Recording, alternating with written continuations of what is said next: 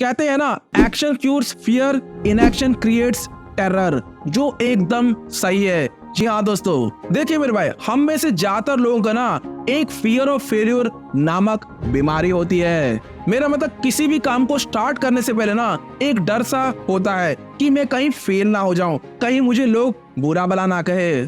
और ये ना केवल और केवल एक ही रीजन से ज्यादातर होता है, और वो रीजन है लेजीनेस। जी हाँ दोस्तों, आलस।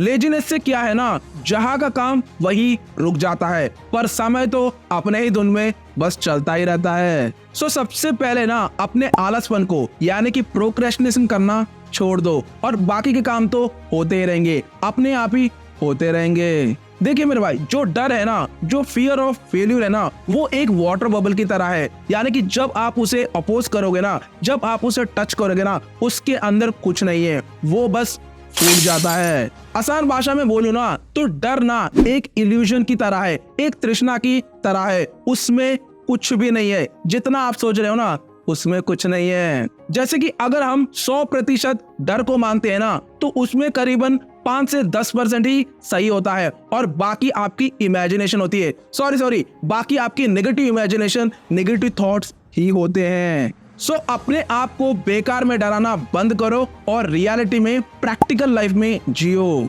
आप एक बार इस डर का सामना करो, उसके बाद आपको अपने आप ही पता चल जाएगा कि इसमें इतना दम नहीं है, इसमें उतना कुछ नहीं है जितना आपने सोचा है। एक सीक्रेट बताऊं, मैं हार जाऊंगा, मेरे से कुछ नहीं हो पाएगा, मेरे बस की बात ही नहीं, मेरी औकात ही नहीं। पता ये नेगेटिव फीलिंग्स आपको कब आते हैं? जब आप अपने आप को दूसरे से कंपेयर करते हैं, दूसरे से कम्पीट करते हैं, तभी आपको ये नेगेटिव फीलिंग्स बहुत ज्यादा हावी करता है। वैसे भी अपने आप को किसी और से कंपेयर करने की कोई जरूरत नहीं है। उसमें ऐसा क्या है जो आप उससे कंपेयर कर रहे हो? मेरे भाई, वो ना आपसे ज्यादा धुरंधर नहीं है। और एक जोक बताओ, उनको भी देख के ऐसा ही लगता है कि आप धुरंधर हो। अब आप बताओ, कौन धुरंधर है, कौन ग्रेट है, आप या सामने वाला? इसलिए किसी को भी ऐसे मत देखो, बल्कि आप में बहुत ज्यादा पावर है, उसको बस रियलाइज करो। सीधी सी बात है, बस आप ही ग्रेट हो। बस आपको अपनी स्ट्रेंथ्स नहीं पता, आपको अपनी पावर्स के बारे में नहीं पता। जिस दिन आपको पता चल जाएगा ना, आप तहलका मचा दोगे। देखिए मेरे भाई, अगर आपको इन पावर्स को, इन स्ट्रेंथ्स को उजागर करना है ना, तो आपको पॉजिटिव अफर्मेशंस बोलने पड़ेंगे। मोटिवेशनल कोट्स को, जो पॉजिटिव मोटिवेशन कोट्स है,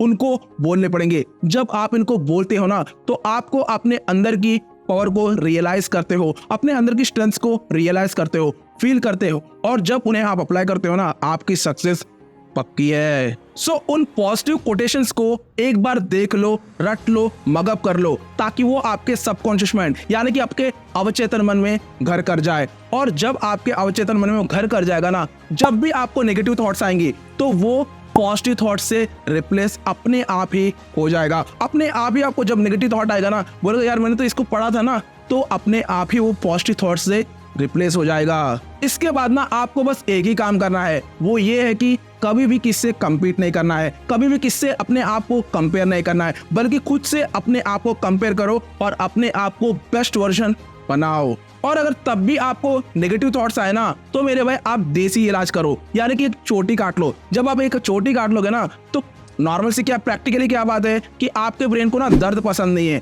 पेन पसंद नहीं है। और जब आप चोटी काट लोगे ना, तो आपको रीजन पता लगेगा कि भाई मैंने इस नेगेटिव थॉट को सोचा और मैंने अपनी चोटी काटी, यानी कि मुझे पेन हुआ। तो उस नेगेटिव थॉट से ही आपको खराब लगने लगेगा, उसको फील करने में ही आपको खराब लगने लगेगा। मेरा मतलब, जब भी आपको नेगेटिव थॉट्स आएंगे ना, तो वो पेन आपको फील होगा, यानी कि आपके सारे नेगेटिव थॉट्स, यानी कि आपके सारे थॉट्स आपके कंट्रोल में होंगे। जो मेरे भाई बहुत बड़ी बात है अपने कंट्रोल में रखना, क्योंकि आपके थॉट्स ही आपको बनाते हैं। अगर आप पॉजिटिव सोचोगे तो आपके साथ भी पॉजिटिव ही होगा, और अगर नेगेटिव सोचोगे तो बोलने की जरूरत नहीं। और सीधी सी बात है, इसके लिए पैसे थोड़ा ना लग रहे हैं, इसलिए सो बी पॉजिटिव, बी क्रिएटिव।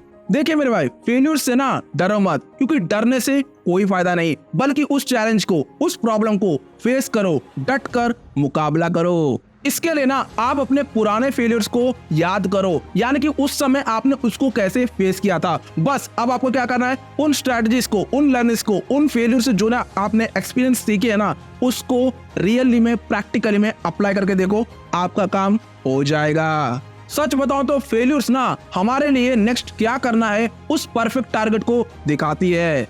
आप शायद पहले अटेम्प्ट में फेल हो सकते हैं, पर मेरे भाई उसका मतलब ये थोड़ना है कि आप हर बार फेल हो जाएंगे। नहीं मेरे भाई, कहते हैं ना always remember beginning is the hardest part. जो बिगिनिंग होता है ना, जो स्टार्टिंग होता है ना, वो हमेशा हार्ड ही होता है, टफ ही होता है। आपको लॉ ऑफ इनर्शिया तो पता ही होगा। बचपन में हम छोटी छोटी चीजें भी नहीं कर पाते थे, पर आज देखो हम कितना एडवांस हो चुके हैं। सो धीरे धीरे हमारी लर्निंग्स बढ़ती है, धीरे धीरे हमारी एक्सपीरियंसेस बढ़ती है। बस अपने ऊपर कॉन्फिडेंस रखो और थोड़ा पेशेंस रखो, क्योंकि पेशेंस ही ऐसी एक दवा है जो आपको रिग्रेट फील नहीं करने देगी। सो जो भी चैलेंजेस आपको आती है ना, उसको बड़े रूप में मत देखो, बल्कि उसे ना छोटी नजर से देखो। क्योंकि मेरे भाई जब आप ऐसे करोगे ना, तो आपको ज्यादा इफेक्ट नहीं करेगी, बल्कि आप ना पूरे उत्साह के साथ उससे भिड़ जाओगे।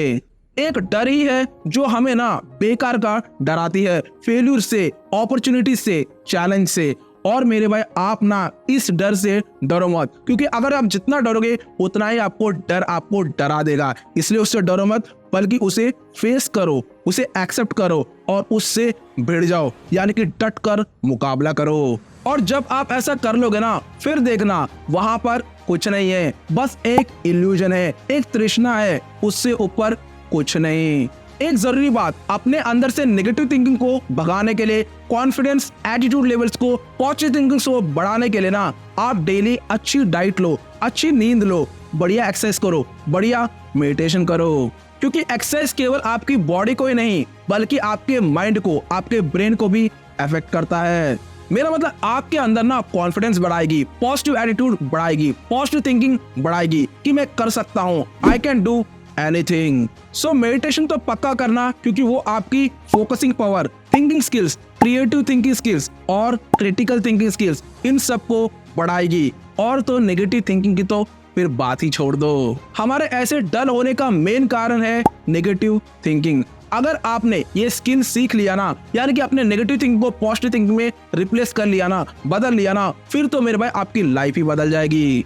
एक बात जरूर याद रखना, एक ऑर्डिनरी मैन में और एक एक्स्ट्राऑर्डिनरी मैन में बस एक ही फर्क होता है, और वो है hard work plus smart work. जी हाँ दोस्तों, मेहनत।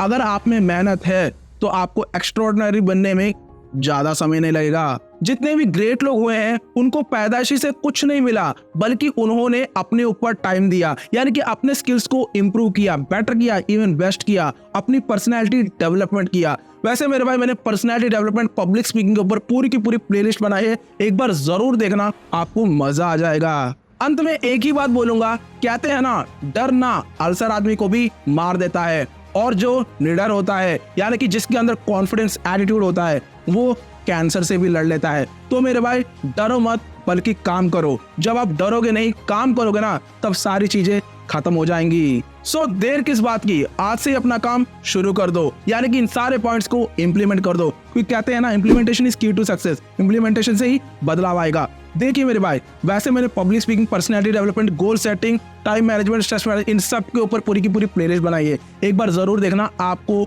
मजा आ जाएगा। अगर आपको ये वीडियो सच में पसंद आती है ना, तो मेरे भाई प्लीज लाइक और सब्सक्राइब कर दीजिएगा, जिससे मेरा मोटिवेशन हमेशा बना रहता है। फिर मिलते हैं अगली वीडियो में। Thank you for watching this video.